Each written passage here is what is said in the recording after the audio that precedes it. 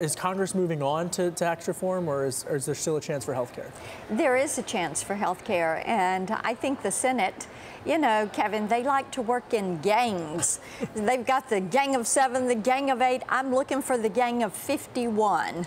And that's how we're going to get health care addressed. They owe this to the American people. They made a promise, just like we did. People are expecting this. And I did a telephone town hall last week.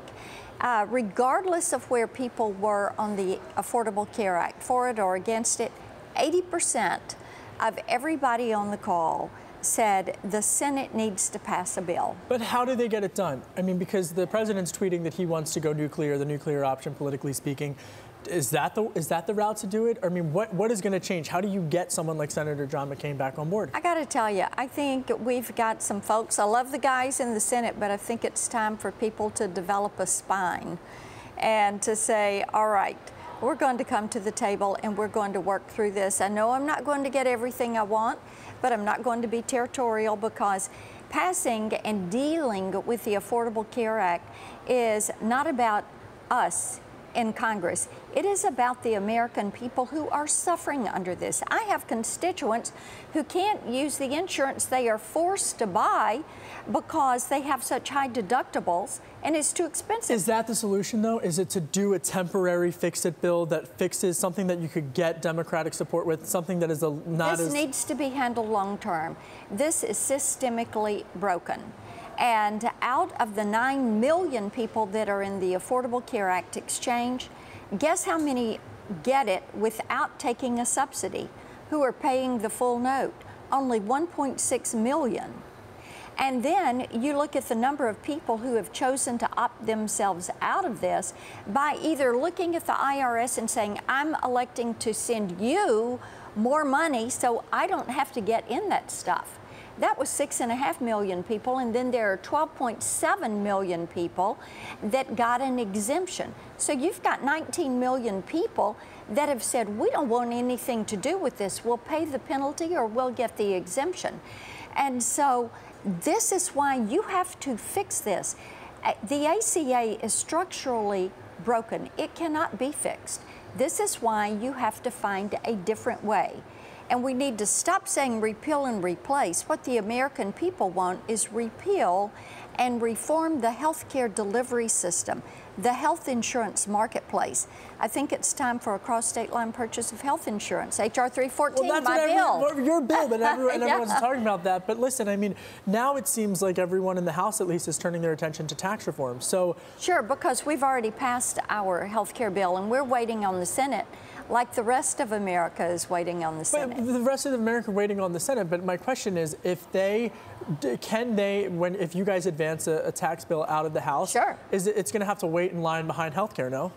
It probably will be behind health care, so but let's hope New this York, week. Congresswoman, I mean, people who are looking for a tax cut or a tax reform or health care reform by the end of the year. And they're going to get it by the end of the year. Why should they believe you? They should believe us because we in the House are continuing to force the issue on health care, on tax reform, on securing the borders, and President Trump is resolute. The markets are doing well. They are. People are beginning to see an increase in GDP. He can point to that and say, look, when you are decisive, make decisions, get things done, look, the economy responds. And because of that, the Senate needs to, like I said, let's get some spines going here. Let's find that gang a little bit of Nashville, a little bit of Delta. Yeah, that's right. That gang of 51. Yeah. We need them right now. Let me ask you about revenue neutrality. It's sure. something that's divided Republicans in the House. Where do you stand on that, and do you think that this will slow down tax reform? When you look at saying things are revenue neutral, you're admitting or giving in to the argument that government has first right of refusal on that money.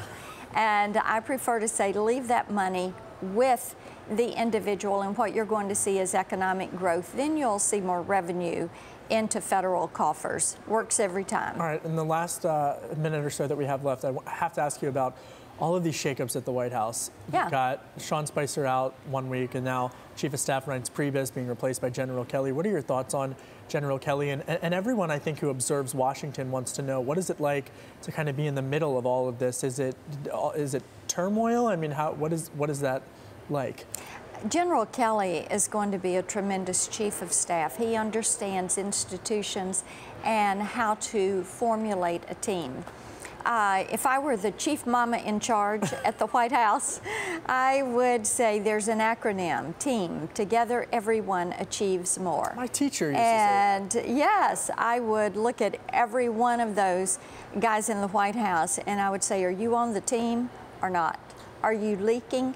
You can tell a lot by body language. But let me ask you this, though, just as a congresswoman, as someone in Congress who has to deal with these tweets, has to deal with these barrage of palace intrigue stories, is that frustrating? I think that I would prefer that there sometimes not be some tweets. Don't give them something to talk about or don't be the story. Let the good things that are happening with jobs growth, with the economy, with the stock market, let that be the story, because things are getting done.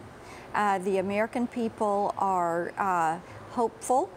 For the first time in a long time, they're hopeful about their job situation and about the economy. So let's let that be the story.